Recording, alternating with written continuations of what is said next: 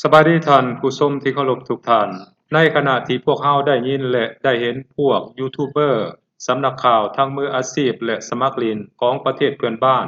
ฟาดหัวข้อข่าวและลงข่าวเรื่องเกี่ยวกับลาวและกัมพูชีอย่างเอกระเลิกและปั้นน้ำเป็นโตอย่างหน้าด้านๆอยู่นั่นสำหรับข่าวที่พวกเขาได้นำมาเสนอและลงในสื่อโซเชียลมีเดียนั้นก็มีนับตั้งแต่กองทัพลาวเคลื่อนกำลังพลและอาวุธยุทโธปกรณ์ต่างๆลงไปสู่ชายแดนภาคใต้โดยเฉพาะชายแดนระหว่างลาวกับกัมพูชี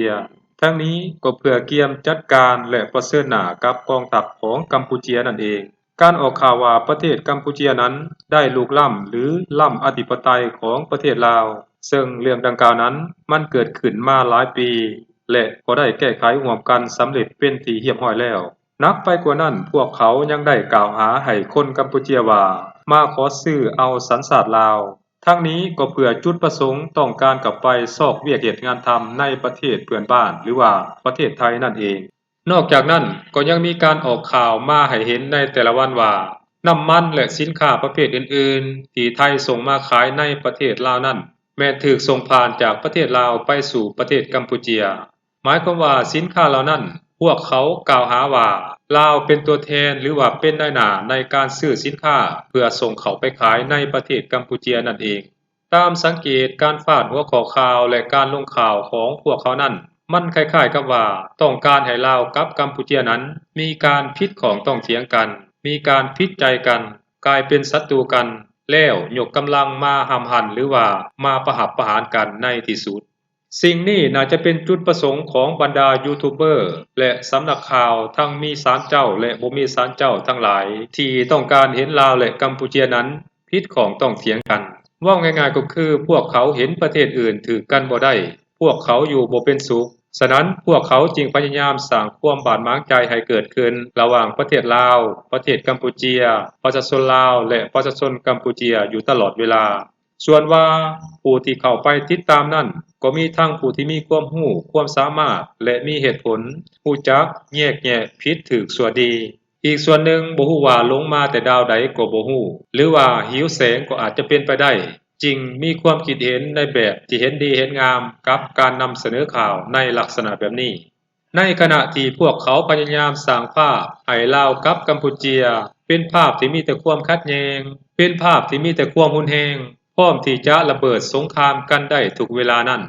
แต่ในทางกลับกันสายพัวพันของสองประเทศระหว่างลาวกับกัมพูชีนั้นนับมือนับเบ่งบานและมีความแข็งแกร่งหลายขึ้นกว่าเก่าเกิดว่าในทุกๆด้านประชาชนของสองประเทศโดยเฉพาะประชาชนอยู่ในภาคใต้ของประเทศลาวและประชาชนอยู่ในภาคเหนือของประเทศกัมพูชีนั้นต่างก็เดินทางไปมาหาสู่กันอย่างเป็นปกติและนับมือนับหลายขึ้น ส่วนว่ารัฐบาลของสองประเทศนั้นต่างก็ได้มีการแลกเปลี่ยนการเยี่ยมยามไปมาหาสู่กันในทุกๆระดับนับตั้งแต่ศูนย์กลางจนฮอดท้องถิ่นสิ่งดังกล่าวนี้มันได้แสดงให้พวกเขาเห็นว่าการพัวพันและการร่วมมือระหว่างสองประเทศลาวกัมพูชีนั้นนับมือนับได้รับการเสริมขยายให้กว้างขวางออกในทุกๆด้านและในระหว่างวันที่5หาวันที่7กุมภาพันธ์นี้ท่านทองรุ่นศรีสุรินทร์เลขาธิการใหญ่ของพรรคประชาชนปฏิวัติลาว ทั้งเป็นประธานประเทศแห่งสปป.ลาวพร้อมด้วยคณะก็จะเดินทางไปประชุม3ฝ่ายอยู่ที่ประเทศกัมพูชีในนั้นมีประเทศลาวเวียดนามและกัมพูชี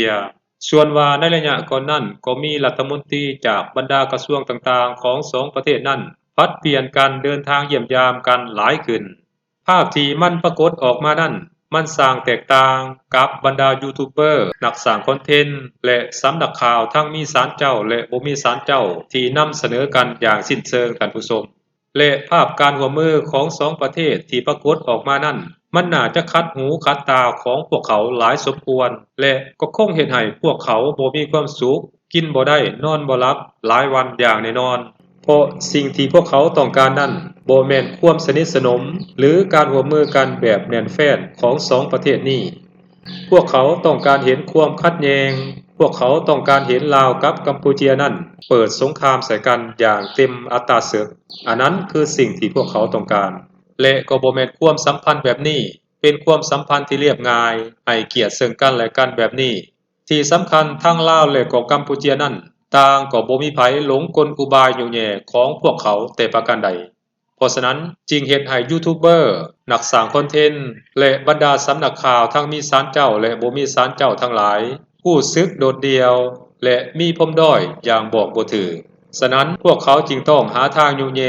ให้ลาวกับกัมพูเชียตีกันให้ได้แต่เป็นที่น่าเสียดายพวกเขาคงจะบ่เห็นเหตุการณ์แบบนี้เกิดขึ้นระหว่างลาวกับกัมพูเชียอย่างแน่นอนท่านผู้ชมเพราะนโยบายต่างประเทศของลาวนั้นเน้นการเพิ่มมิตรลดผ่อนศัตรูที่สำคัญปัญหาชายแดนระหว่างลาวกับกัมพูเชียนั้นมาฮอดเวลานี้บรรลุร่วมกันได้แล้ว 93% ส่วนว่าที่เหลือนั้นก็น่าจะใช้เวลาอีกจักระยะหนึ่งน่าจะสำเร็จลุล่วงไปโดยดีท่านผู้ชมฉะนั้นเรื่องที่พวกเขาอยากให้มันเกิดและต้องการอยากเห็นนั้นก็คงจะบ่สามารถเกิดขึ้นได้อย่างแน่นอนท่านผู้ชมสบายดี